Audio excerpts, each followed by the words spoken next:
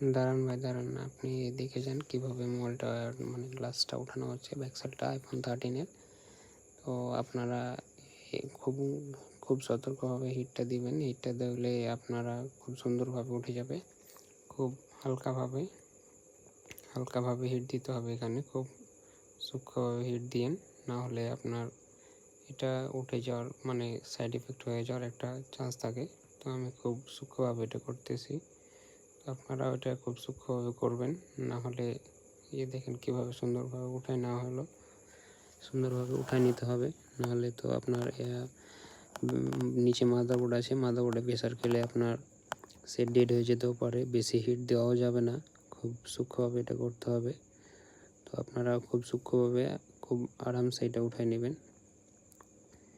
এটা আমি খুব আস্তে আস্তে খুব করতেছি। Thank you.